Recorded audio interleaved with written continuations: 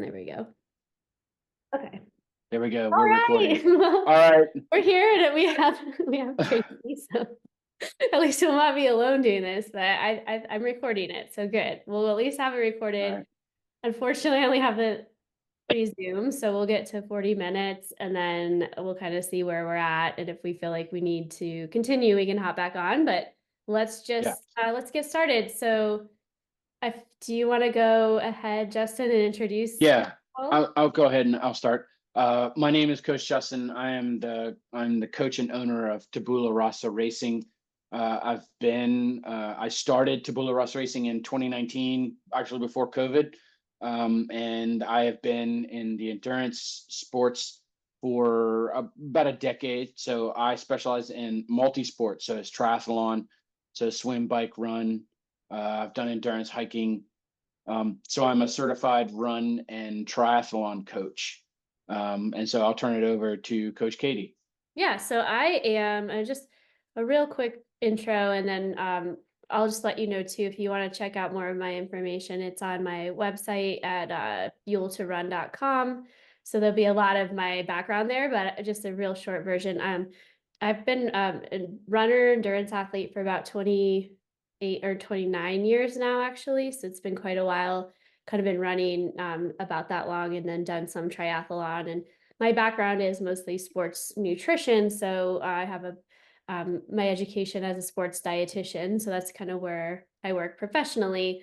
Uh, and so that's kind of a big, real quick gist of what I've done before. But again, it's like a lot of that is on my website. So if you want to kind of check that out, I would love, or reach out to me. I'd love to hear from you too. So yeah, let's dive in since we're already a little late. So, Yeah, um, yeah. yeah. So let's start off with kind of the idea behind this live event.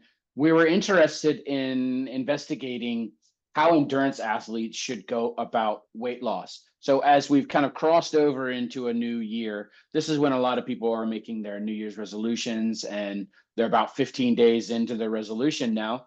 And so the way that endurance athletes should approach weight loss, it tends to be different than how what I would quote unquote call normal individuals for weight loss, because our idea is that we want to fuel for performance, which can be at odds with what would be necessary in order to spur weight loss.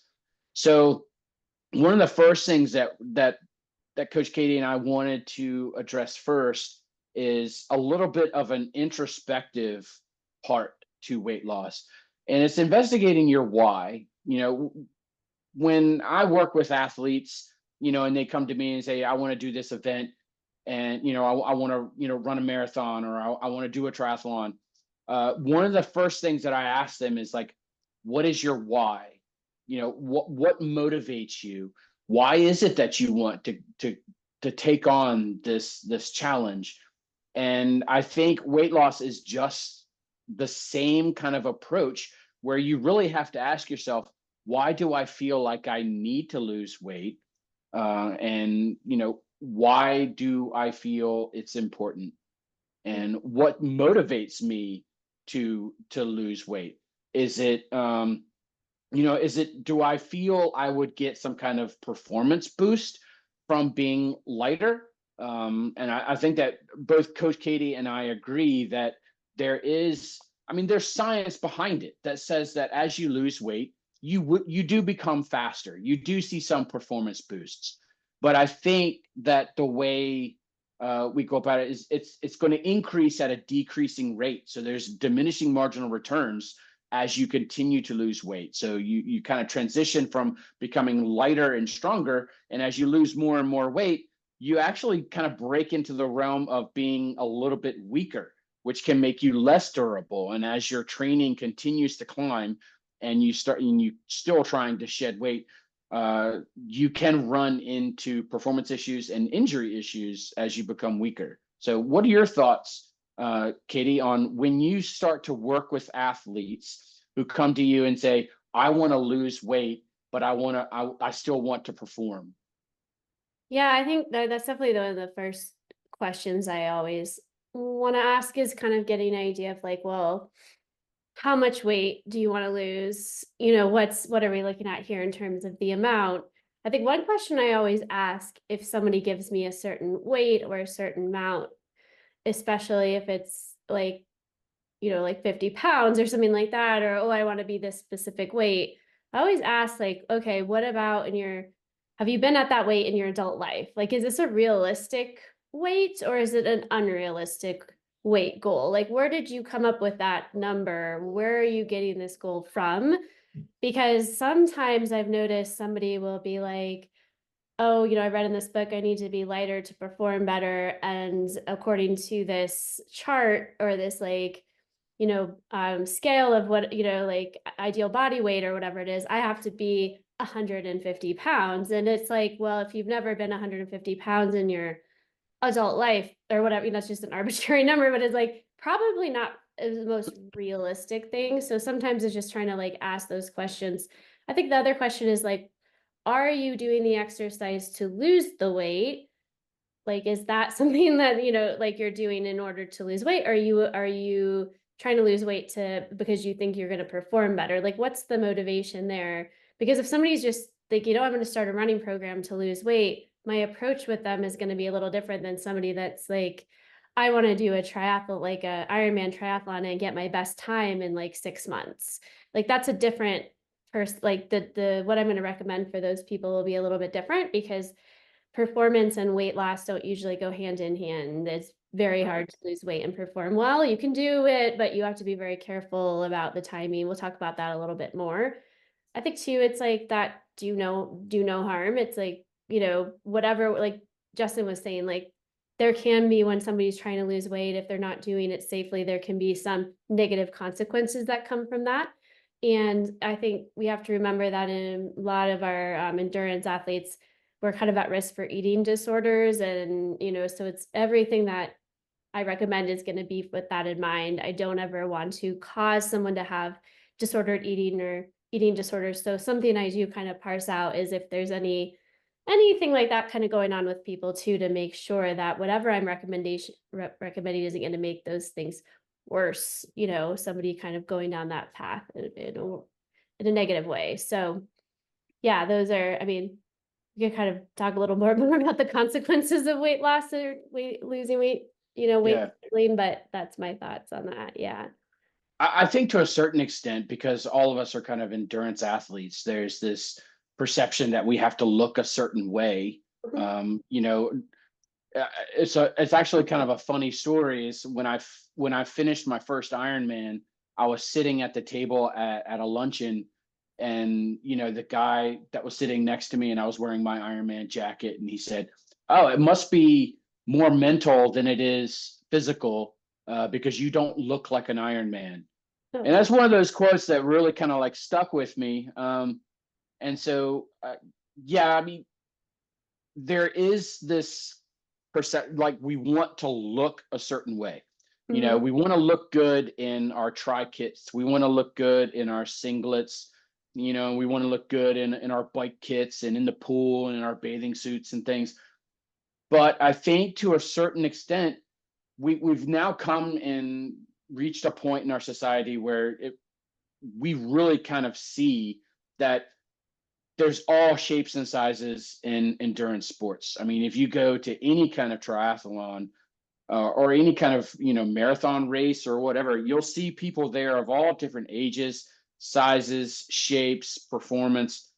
And so, what do you say to somebody who comes to you and says, hey, I want to look a certain way in when I toe the line at this particular race? Yeah, I mean, I do think, I mean, obviously aesthetics is part of it. I think that's why sometimes, there is a more of a prevalence of like disordered eating in this type of sport, because especially with like triathlon, but also a bit with running, because there is that, oh, you got to look like there is that sort of thought of what a triathlete or like a runner looks like. And if you don't fit that mold, like people, it's unfortunate someone said that to you. I think that's crazy. I would never say that. But because I think that can would be like harmful. But yeah, I think but I think it's like I do think it's changing. I think as we see more and more people who are doing these sports that don't necessarily fit that mold that are doing well or finishing and maybe even like excelling in some ways, like we'll see less of that like pressure, but it's still there. And I think when people come to me and say how to look a certain way, I think I sort of try to direct them back to like the performance piece and kind of just like, okay, like maybe that you're thinking you're going to be better, but what if you, in that attempt to lose that weight and look this certain way, like that's just not what where your body's meant to be? Or what if you lose muscle? And we can talk about that a little bit. What if Yeah. maybe the real goal is like body composition and improving your muscle mass, but also you're keeping your performance, because even though there is a strong correlation, like there is like a lot of books and things say like, oh, running books or triathlon books say you need to be leaner to be faster. I don't think that's always necessarily true. And there's definitely some diminishing returns in that process for some, for certain people who are maybe just not meant to be like that lean. So I think Yeah. the first thing is like, let's approach this from, instead of like you have to look a certain way or be exactly a certain weight, let's come at it with some curiosity to maybe implement some changes to improve performance, but also improve body composition and some other goals that aren't related, because you may see in that process that you do change physically in a positive way, but you also improve performance, and maybe you don't actually need to be this like very spelt, like very, very lean individual to be able to perform, because that just may not be realistic, right? So Yeah, and I'm glad that you brought this up, and it's the concept of body composition. mhm, Um, as I've kind of worked with athletes, and I imagine that you've had the same. When somebody comes to you and says, hey, I want to lose weight, do you kind of direct them more towards, rather than focusing on, a particular number that they're trying to hit, you like you said, trying to hit that particular number may not be the number that's associated with maximum performance, right? Because that's what we want. We want, as athletes, to maximize our potential. And it right. could be at that number, you're not maximizing your potential. But if you focus on body composition in terms of, how much lean muscle mass do you have? How durable of an athlete are you? If I send you out for a long run, are you shelled for like the next few days because you're cutting calories, and now you're not building muscle, so you're actually getting weaker. And so now, I mean, and now we've lost training time. hmm So do you feel, as a sports dietitian, that maybe athletes should shift away from focusing on trying to lose weight in terms of like trying to hit a number, and maybe take a more holistic overall approach to weight management? Yeah, that's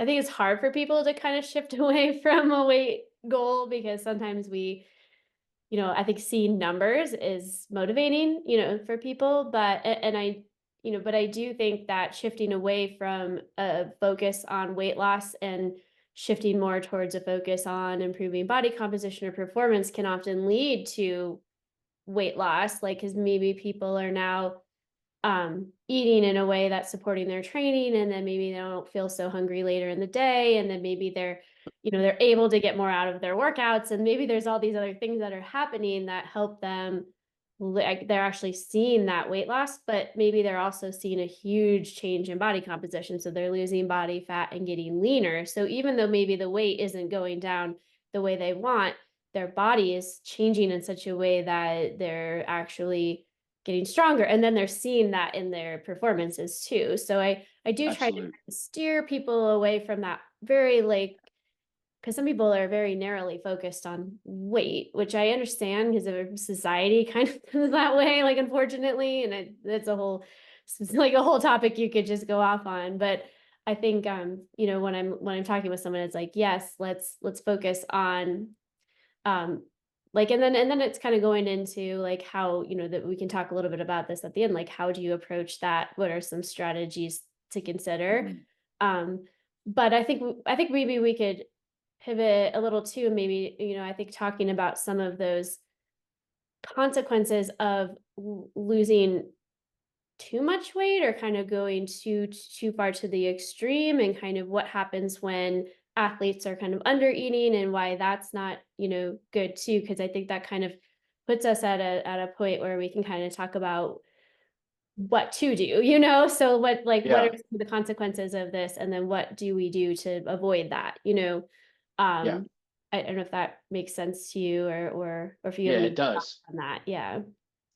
One thing that I'd like to kind of transition now into is the concept, and you and I have talked about this a lot, and it's the basal metabolic rate. Mhm. And the reason that I bring this up is because when you go on social media, or even if you go and you just Google, how do I lose weight? Many people oversimplify the process and they just say, oh, you just need to burn more calories than you consume. You need to Mhm. be in this quote unquote caloric deficit. Let's talk about how the basal metabolic rate affects this process, Yeah, I and think how it's not just, and how it's grossly oversimplified by yeah. just saying being in a caloric deficit. I mean, it's true that you do need to be in a caloric deficit, but I think people take that to an extreme. The problem is, like, it doesn't, there's no like nuance there. So it's like, oh yeah, so if that means I'm going to lose weight, then I'm going to put myself in a real caloric deficit. I'm going to, and athletes have to remember that they're doing sometimes like thousands of calories, like, hundreds of thousands of calories they might be losing. Or burning during workouts. And so sometimes what tends to happen, or that I often see, is that an athlete will, be like, oh, well, and then they'll maybe calculate it. Well, my needs are this, but they're not exactly always thinking about how much they're burning during exercise. So they're like, oh, well, I'm just going to eat like 1,800, 2,000 calories. I'm going to lose weight, but they're burning maybe like 1,000 or 500 or something in exercise. And so all of a sudden, their actual net calorie intake, when you take what they're eating plus what they're burning, is now very low, like maybe 800, 1,000 calories.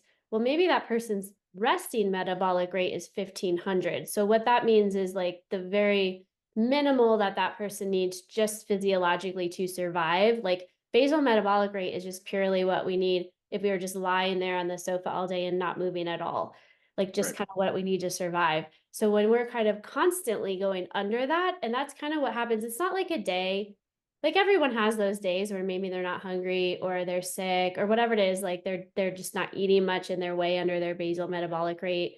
That doesn't that's not going to make a big difference. But if somebody is trying to lose weight and now they're going into weeks or into months where they're just like their net intake is now less than their basal metabolic rate, there are physiological changes that occur that can leak kind of have long-term consequences with their energy metabolism. So when they do then maybe try to add more calories in, they or like they there's two things that happen. They either stop losing weight because the body is now in this sort of like I am starving situation, and it's like slows down metabolism. So these people are in extreme energy deficit and they're like, I'm not losing any more weight. I'm in a plateau.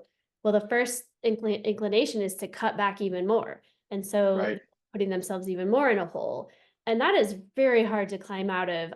There's so many people I work with that do that. They've maybe been on extreme diets or whatever, and they're just putting themselves into this hole. And to get out of that, like you can't like if your net calorie intake is 1,200 calories, you cannot, it's not going to be good if you try to cut back even more from there. Like you're going to end up having some problems. So not only, with your metabolic rate, but hormonal and, sleep issues, all sorts of things can start to happen because there's just so much stress on the body. First of all, we can talk about that in a minute, but I think it's just kind of, educating people that, yeah, we want to make sure that the deficit is enough to slowly lose weight, but you don't want to be like in this mindset of, oh, I'm not going to fuel during my workouts because I'm going to, if the bigger calorie deficit I'm in, the more I'm going to lose weight. Like that is not a very good way to think about it, because you are going to end up in that sort of state. And unfortunately, I think a lot of athletes do that where they're like,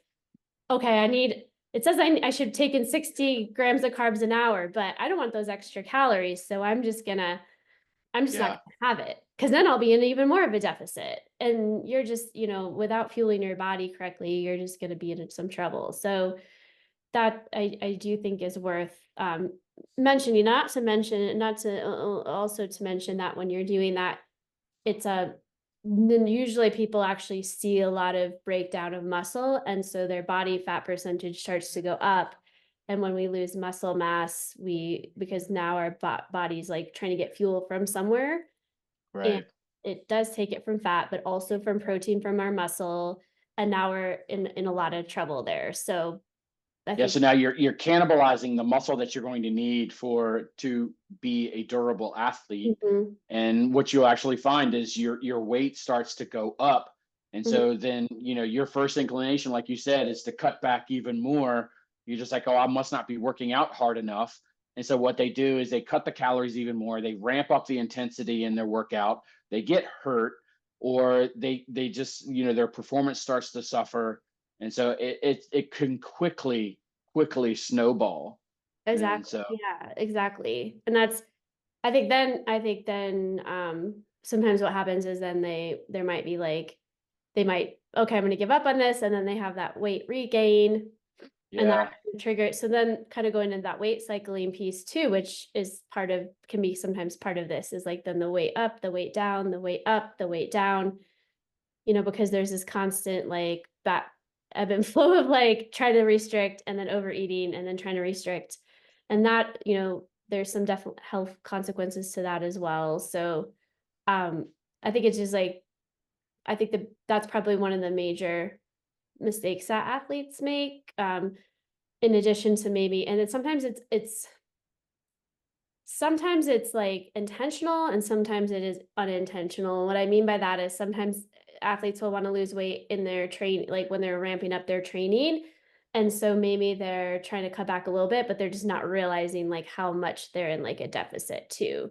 You know, right. like, I think, they're kind of like, oh, I'm going to cut back a little bit. I'm going to do this, but they're ramping up their training, and their whole effort is to lose weight. And it sometimes is more, it's not like people, I think sometimes people don't always do that like in an extreme intentional way. They're just not really paying attention like they should maybe to their Yeah. energy needs.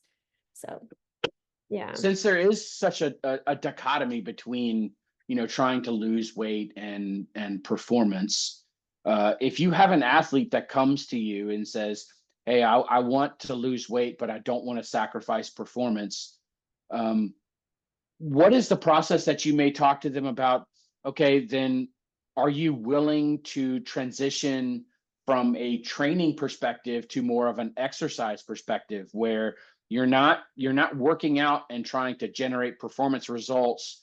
You're now exercising, which has a completely different focus, a completely different goal. Do you find that it might be easier for an athlete to lose weight if they transition from a training perspective or a training purpose to an exercise purpose? Yeah, I do think that sometimes they have to really decide what they want, what their timeline is. Like if someone's like, hey, I want to lose weight and I have a race in 3 months, it's like, yeah, that's not going to be really feasible. Like, you're just it's not a good timing. There isn't really a way to do that. It depends on how much weight, right? It's like 5 pounds. Sure, maybe you can do that and it's still safe. But if somebody comes to me with a substantial amount to lose and they have a goal, first of all, I kind of calculate, if you could lose some weight, but it might be like at a rate of like 0.5 pounds a week that's safe. And that sort of, like it's not going to be very much if you want to do that and still perform. Like it's going to be a little bit of weight. But what I tend to ask is like, what I tend to sort of emphasize is trying to do either take like some time away from performance to really focus on the weight loss. So it would be just like adding in the exercise and no means to like strength training and maybe cardiovascular exercise. That's not, that's like structured in a way that it isn't really for performance, but maybe just to maintain fitness, and then focusing on the weight loss and the nutrition side of it. So it's very, very hard to do both unless somebody's Yeah. willing to really strategically do like just a small amount of weight loss And so that if they have a lot of weight to lose, that may not really work, right? Because a half a Yeah. pound or maybe max a pound a week is only going to leave 2 or 4 pounds a month. So to sort of have them like figure out, what do you want more? Like, do you want to just try to get through get this marathon or whatever you've got going and, at least fuel correctly for that, and then we can focus on the weight loss? Or do you want to that, maybe like scrap that marathon and maybe sign up for one a little bit later on and you can focus on weight loss? Like, what is more important? Because you can't do both Yeah. really easily, like it it's hard. So it's trying to have that conversation with people. I think most people understand that. Like, they kind of come in and maybe they've been frustrated. Usually they come to me because they've had issues losing weight, or they're not seeing progress, or they're kind of running into what we're talking about, that like severe energy restriction, and now they're in some sort of like bind because they're eating so little and training so much and they're not feeling good. And so it's usually they're coming to me because they've already tried and it's not working. So they're usually willing to like make some adjustments and focus, and maybe even push out a goal race or something. But Mhm. um, yeah, that's usually how I go about it. I mean, All that right. conversation, and then talk about a little bit about how I would recommend somebody lose weight and still train. But Yeah, I mean, I have the same conversation with athletes, when it comes to like prioritizing. How are we on time? Are we good on time? I think we are, yeah, I think, we Okay. have until probably, like, 6 my time, so whatever that is, 8 East Coast, Okay. until it's, like, Um, 3. So I think we're good, and okay. we can kind of, so we have at least 15 minutes, I think. Yeah, I know that I have conversations with athletes all the time. It's just like, okay, when we're talking about a race calendar, and their first inclination is to race as much as humanly possible. Mm, And so sometimes I have to kind of step in and say, okay, what are your expectations for these races? And how do you want to perform? Or do you rank some of these races as, these are your A races, B races, C races? Are you concerned about tapering? Are you concerned about performance? And it looks and sounds like weight loss is kind of the same methodology. mhm. When it comes to just a training plan and Yeah, trying it's to assess, what are your priorities, what are your expectations, how can I structure a training plan that keeps them healthy and gets them mhm, to the starting line to where they can perform, or that they can even race at all. mhm. So it, Yeah, it that's it sounds definitely, like we yeah. can we can approach weight loss very similarly to how we approach just a normal training plan. Mhm. Yeah, it's a lot like that. It's kind of like, I think my job, I mean, here, and I can maybe provide, some insights. So somebody has some sort of takeaways of things that they would want to maybe make sure they're doing if they're trying to lose weight. But I think the way I structure it is first trying to get an idea of what their training is. So if they have a training plan, I'll always ask for that because that's something important. So I'm trying to structure, again, I'm having those conversations, like maybe we shouldn't, do an A race, or maybe performance wise is going to be hard. But, after those discussions are made and we kind of decided what we're going to do, having some idea of what the exercise is, and then kind of building in the nutrition around the exercise. So my goal is to like support what they're doing with their exercise to get the most out of the training or their whatever exercise they're doing, and then kind of build, yeah, just kind of build around that, because the most important thing is making sure that somebody is fueling adequately for whatever they're doing. So foundationally, when I'm working with someone, I never compromise on the fueling aspect. I always try to emphasize like eating, depending on the timing and how long the exercise is, but trying to eat before, sometimes during and after, like making sure we eat enough after exercise. Those things aren't compromised. I don't ever usually say, hey, we're going to cut back on that foundation. Mhm. So if you're training for a marathon and you're trying to optimize performance, you're going to want to, aim for that sort of minimum 45 to like maybe 90 grams of carbs an hour. And there's not a compromise. You're not, I don't care if you're trying to lose weight. You're not going to cut back on that. you're not going to not eat your carbs and protein after the workout, because that's just going to put you in that hole, and you're not, it's like that is going to be the priority, is fueling, because that's where I see a lot of athletes like, oh, I'm going to cut back on here, so I'm trying to lose weight. No, like that's not where you want to cut back. However, if you're training a lot in the morning and you've done all your fueling for that, and you make sure you've hit those targets, then maybe that's when you cut back a little bit. Maybe you do a little bit of a lower carb lunch or dinner. You're cutting calories a little bit later in the day. Obviously, it gets a little more tricky when we have a double sort of workout schedule. But again, if you're doing 2 workouts, that much activity, losing weight, and you're trying to train for a race, like that may be a harder time to lose the weight, because you are having to support the training. But that's Yeah. kind of where it is. It's like, for the first thing, I would absolutely recommend athletes not do is compromise on their pre, during, and post-workout fueling. But the rest of the day, you can structure in some lower calorie, higher fiber, higher protein meals to help you feel satiated and maybe lower the intake. But again, it still gets challenging because, if you're doing a workout the next day and like it it can get challenging. But what I do is I sometimes will estimate their energy needs, and kind of, although I think calorie estimations are a little off anyways, but I kind of like give Yeah. them an idea of, okay, this is where you should be, like this is kind of where what you should be eating, and let's focus again on like body composition and the weight loss slowly.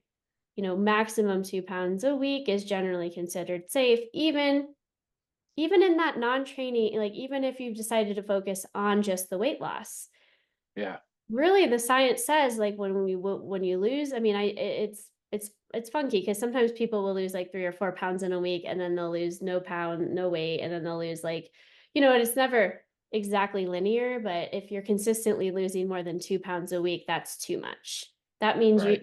the literature is pretty clear. You're starting to lose or muscle mass. It's not good. Like, so I think the biggest thing is just enjoying, like almost like thinking of it, especially if you have a lot of weight to lose, it's a process. It's something Yeah. it's just like a training plan. You have a training plan, it takes a while. It could take, a year or months or years sometimes to hit your goal. That's kind of what you have to think about with weight loss, especially if it's more than like 50 pounds or so. There's a more significant amount, because it's not going to happen overnight. And the more you embrace that as like a process, a slower process that is going to take a little while, and maybe focusing again more on that body composition piece, the more likely you're going to sustain it too. Like the more likely you're going to get to that weight, and you're going to just be able to coast at that weight for Yeah. hopefully the rest of your life, and not have those yo-yo ups and downs. So, I think that's part of it too, is everyone's kind of looking for like a quick, oh, I want to do that. I want this to happen in like 2 months, and I need this to be quick. Yeah. And it's not the way, even someone who's not an athlete, it's just not a good way to look at it. Likely we didn't gain the weight in 2 months, like likely it took Right. years. You're not going to lose it. And if you try to do that, like I think 95% of people fail or like regain weight. So the Yeah. statistics aren't very good. Unfortunately, You, I'm not trying to say that to be like to be yeah. No. counter, like, or whatever, but it's just the truth. I think it's Yeah. the diet industry, so. One of the subjects that you had mentioned earlier, and you kind of briefly mentioned it just a few minutes ago, is kind of the timing of consumption, Mhm. and how the sequencing of what you eat, how much you eat, what's the composition of those in terms of like the macros. Yeah, Where does that lie within your overall training plan? In terms of like when you're working out. So right. Yeah. one of the things that you and I have worked on so much, and I mean, just for clear transparency, I hired you as my nutrition coach, and I do the training plan, and then you do my meal plan, but you use my training plan to build my menu and Mhm. how I'm supposed to eat. So from the long time that we've been working together, when I'm working out, what kind of intensity that I'm hitting, and you've helped me kind of structure when I should be eating. So let's talk about a little bit about like the approach that you and I use Mhm. in terms of like, structuring my breakfast, lunches, and dinners, and where it falls in relation to training, and the concept of pre-fueling for Right. a workout, which is something that I never did. I hated it. And because I think part of me is like I wanted to be as light as I possibly could before I would go about a workout, not really kind of understanding that I was kind of like shooting myself in the foot in terms of like performance. Mhm. So let's talk a little bit about how we do this. Yeah, I would say, I mean, I think going in, I think that trying to kind of remember since the beginning, but it was like, I think those were some of the things I identified was like, okay, sometimes you're doing like these longer morning workouts, like like strength and swim or strength and bike or elliptical or running, and you're not fueling at all like before. So you're not giving your body the energy it needs to kind of like perform well, or you're running, you're going on empty kind of because you just didn't eat anything all night. Now you're asking your body to do all of this work without giving it a little bit of fuel. And so I think that's where sometimes it can lead to like some negative body composition because people oftentimes think that if they're not fueling the workouts are going to burn fat. And that's actually not true. The research sort of shows that if you don't fuel and you might burn potentially a little more body fat, but you'll make up for it later. Like you're going to eat more later. So that never, Yeah. because you're hungry. You're hungry and you're eating when your body doesn't need the fuel. Like, you have to think about that. Like, I know we might get cut off and if feel free to like, we'll just hop back on, I guess, if we have a About little more. these pre-training meals, and I use meals very loosely. I mean, you're not eating to hunger, and you're not eating to satiation. You're not eating so that you feel full. All Mhm. you're doing is you're just introducing a little bit of fuel to the body, Right. and you're trying to prepare it, you're trying to wake it up. And so I think that the cue that I use is like, let's stoke the fire is kind of a good one in Mhm. terms of like before you start, and realize the importance of a pre-training meal. What are some of the guidelines that you would have, that you would give an athlete for when you feel like a pre-training uh, intake would be necessary, or when Yeah. can you go into a training session fasted? Yeah, I think I usually think of it as like there's usually kind of a timing thing. So if someone is doing like a really easy zone 2 kind of cardio session that's like maybe max an hour, they could probably go into that fasted if as long as it's not like really late into the morning, or something like they're starting that at 11 and then they're not eating until like 1 and they're an athlete. I don't think intermittent fasting is particularly the best option for athletes, but if Hmm. it's like morning, you wake up and you're just like you have to get out the door at 6 and you're like I just want to do a quick easy run, like fine. Don't eat, just make sure you fuel after. But if it's anything that's like closer to 45 minutes to an hour of higher intensity or more, anything that duration or longer, that's higher intensity zone, 3, 4, kind of above, you're doing intervals, you need to eat before. So it's kind of that, like there may be a little bit of gray, like, but I think in general, that's kind of what I recommend. There's only like a few like exceptions to that rule. Like if somebody's doing like a longer fasted run in an attempt to like deplete glycogen to sort of, have some sort of adaptation, that should not be something that's a regular part of someone's, Right. because it just depletes someone so much and it impacts the immune system so negatively. So probably it's not something you would be doing even on a weekly basis. There's very specific, exceptions to that rule, but generally that's kind of the way I would what I would recommend. So kind of just like yeah, that hour mark really. If for anything, if you're doing anything more than an hour, you should probably fuel ahead of time.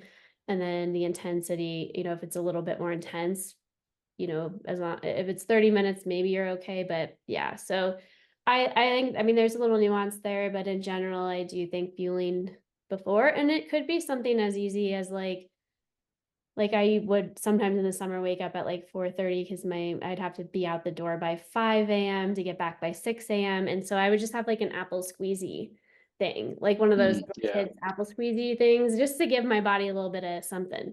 So, right. and I wasn't going more than an hour, and sometimes it was easy, but it's just like that, I felt like that helps me be able to, perform, or just get through the run. And so it doesn't have to be like a whole bunch, but so the timing and what you have does depend on the timing and what you're doing. But Yeah, just something to keep that in mind too, because a lot of people are like, oh, I got to eat, and they think they're going to have like this whole meal.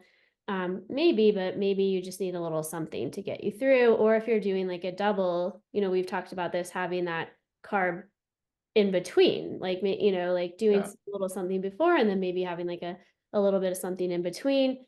Um, if it's long, maybe that then you are having those like, 45 to 90 grams of carbs per hour, whatever is kind of best for that particular person. But then I think the most important, so that what I mean by long is like 90 minutes or longer. If your workout's like a couple hours, you're kind of starting to deplete glycogen at that point. That's what I mean by long. It yeah, gets a little gray, like you might be able to fuel during a workout at 90 minutes, but I think once it kind of surpasses that, it's best to try to fuel during. And then I think what a lot of people don't always do is like fuel as well after. And that after is really where we do need a little more carb and obviously protein. You don't have to go slam a protein drink or like a recovery drink within 30 minutes. I mean, you don't have to be, but I think as soon as you possibly can get something in, it's a good yeah, idea, like to try, so that, um, I think a lot of times with athletes, we spend so much time training and then we have to do all these other tasks. It's easy to sort of not to get off, and not be fueling enough because, so I think just trying to time it as soon as possible after exercises is good. And that amount will also sort of depend. I know, you and I have really done some tweaking on like what's, I think it's always kind of a constant. Sometimes it's the fueling piece can sometimes be like a work in progress. I think that's the other thing is even when I'm working people, like trying different things, like timing meals, differently, adding more carbs at different time, especially around the workout, maybe trying more carbs, you know, bigger meals versus smaller. Like it's like it's all just kind of like a work in progress, and you're just almost like experimenting a little bit and getting to a point where, wow, this is kind of what's working best for me.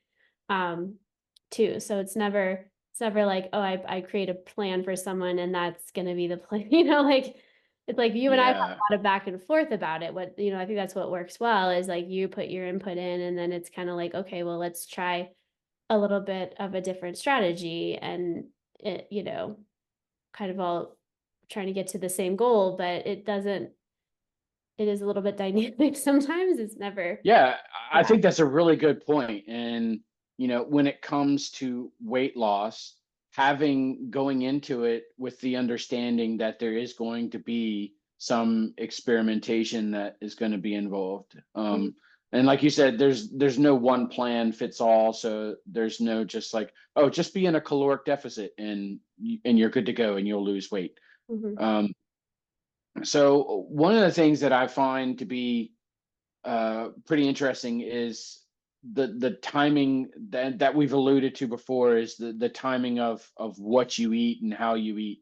One of the things that you and I do, and it's because a bulk of my training takes place in the early morning, and Mhm. so I may be a little bit carb heavy in the early in the morning for what would be like my post workout meal for recovery purposes, trying to refill glycogen stores and whatnot. So talk about how someone who really, is kind of like on their own, they're trying to figure this out for themselves. What are some guidelines that you would give somebody who is trying to kind of figure this out? I mean, I think in terms of like the weight loss piece, I think the biggest thing would be to, try to get a little bit of handle on what their energy needs are, which is hard because like it is a little bit hard. I mean, there are calculations out there, but if you're finding a basal metabolic rate, or like a lot of the calculations are like, this is your RMR, or resting metabolic rate, basal metabolic rate. That's just what you need to survive. So you have to estimate your needs, like knowing that maybe like on a day you're not super active, it's like 300, 400 more calories. There are activity factors you can use, like sorry, I got a little choky, like 1.2 to 1.3 times that amount to get you to like a general, depending on how active you are. But then probably the best way is just to kind of estimate how much you're burning during exercise. So get a handle on what your needs are. And it's an estimation, but then you would want to try to maybe just like have a deficit of only about maybe 500 calories, 300 to Mhm. 500 calories a day. Okay. And that's where, so it's like if your resting metabolic rate is 1500, but your daily needs are 1800, just to, and then you're on top of that adding exercise. So maybe you burn 500 calories an hour during your run, and, roughly you run 2 hours, that's 1,000. So 2,800, maybe give or take a little bit, maybe you don't want to really eat any, less than 2,500, that those days, if, so it's Yeah. kind of a moving target a little depending on how active you are, because on less active days, you can afford to eat less because you're not really burning so much energy. So if you have like an off day, you might be able to kind of be closer to that resting metabolic rate. But on an active day, you're going to need more. So just knowing that it fluctuates. But that's probably the best way to go about it. You can see that that 2,500 is a lot more than I think if an athlete were to just try to, oh, I'm gonna cut calories. There's a tendency to be like, oh, I'm only gonna eat like 1,800, and then they're in this huge deficit. So Yeah. trying to estimate that the best they can, and then tracking and logging on an app is helpful. Like just being able to see like how where you're at with the energy, but that doesn't really give you a lot of information about how to fuel around the workout. So I think that's where it gets a little more tricky, where working with someone can be helpful. But in general, I think, it's hard to have general recommendations. And in general, I think like Yeah. taking my recommendation for those morning workouts, when to fast, when not to, and then the amount of carbs roughly per hour, you want to just play around with that, maybe train the gut a little bit to make sure you can handle as many carbs as you can per hour. And then post exercise, I think it's just like kind of playing around with what works, but I would say probably like a lot of times there'll be like an estimation of like 0.5 to 1 grams per kilogram post exercise, like, in terms of carbs. And then a Yeah. roughly like 30 grams of protein is just a good rough amount that some people may need more, but um, those are just kind of some rough recommendations, like how to kind of Yeah. calculate that for yourself. So, and if you're doing a lot of exercise and maybe a little more carb, like let's say you do 3 or 5 hour ride, like you may be like needing more like 2 grams or so, per kilogram. So it's but really making sure that those aren't being compromised, and then like whatever remaining calories you have, you kind of fill it the rest of the day, but you Yeah. eat enough around the workout, that's not the compromise, what's being compromised. One of the things that I work with athletes on is because the human body itself is highly intelligent. It will tell you something if you're willing to listen to it. Mm-hmm. And so one of the things that I work with athletes on is especially like after long runs. And so, one of the comments that I'll put in Training Peaks is like, how did you feel after this run? Were Mm-hmm. you hungry after the run? And those hunger cues I think, are important. Mm-hmm. And being able to distinguish what's a real hunger cue versus what's like a habitual Right. cue is a good distinction to make, because when you're just now kind of starting out and you're trying to lose weight, you're going to have hunger cues, and you really kind of have to work through that process and evaluating, am I hungry or am I emotional? What is my body trying to tell me? And so, you know, even though, Oops. as you're a dietitian and you kind of understand the calculations behind it, most people kind of like going into it and they're on their own, they may not, have that kind of understanding, and they may be just overwhelmed with the amount of information that they have access to. but just learning how to listen to the cues that the body tells you may be actually good first start, Mhm. a good place to start. Yeah, I think just yeah, pay because we often, you're right, don't pay attention to that. So I think that is helpful. I do think when someone's in a caloric deficit, sometimes they're gonna be hungry sometimes, like, but I think there's definitely like kind of I think when somebody's excessively hungry or they're waking up in the middle of the night, there's like little things like that with hungry, like maybe they're eating too few calories or there's like, so I definitely think there's a piece of it. Like, yeah, you might sometimes have that little bit of hunger if you're trying to lose weight, but it shouldn't be excessive.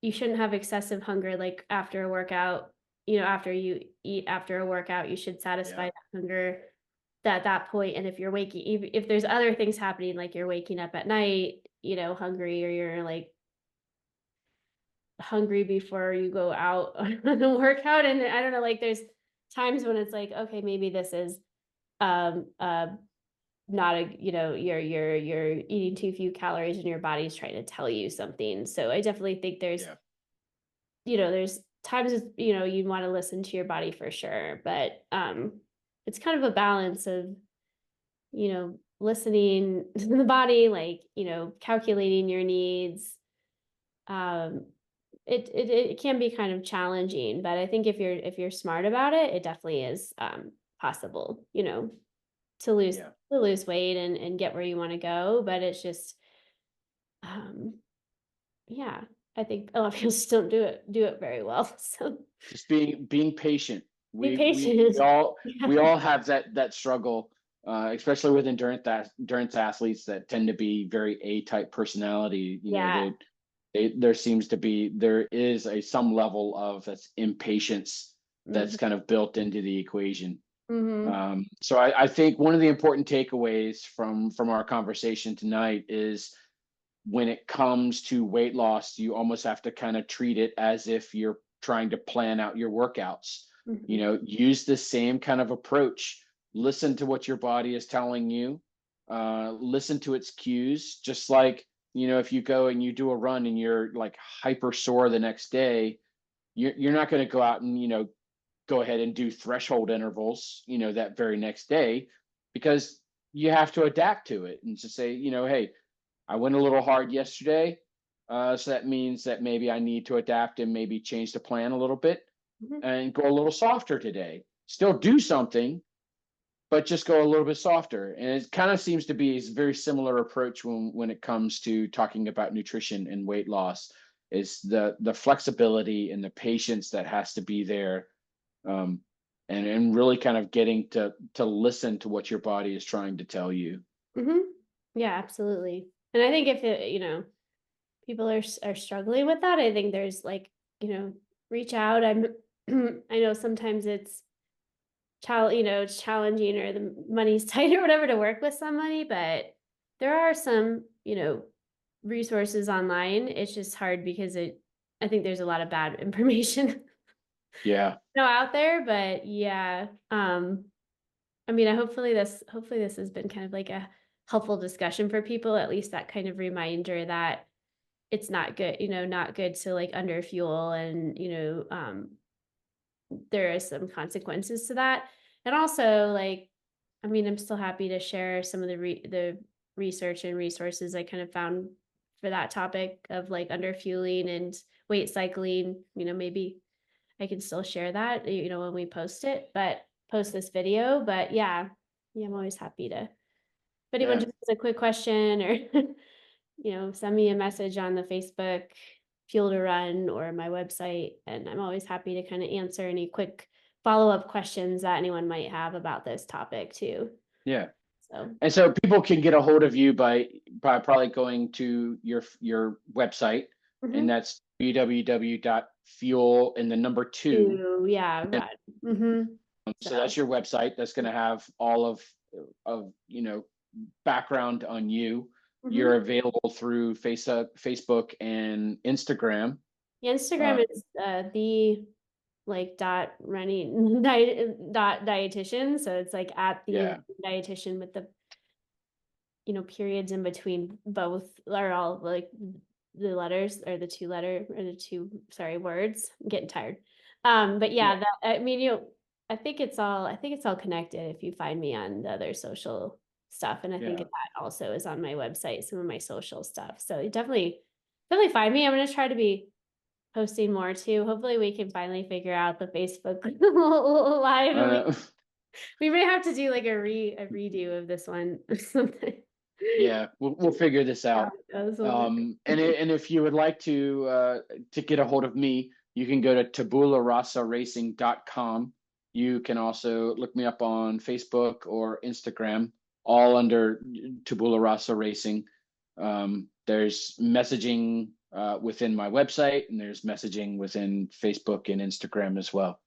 So thank you, Katie, for joining on this Hopefully, at least with we made it. We were able to um put it and make it we work. were able to do something. So, whether if we do this again, once we figure out our technical difficulties, but we'll get this compiled up into a video and we'll host it on our respective websites or Facebook or whatever. So Yeah.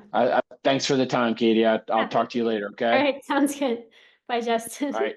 See you, Oh, Katie. wait, yeah, I think when I end it, it'll record. Okay. All right. See you.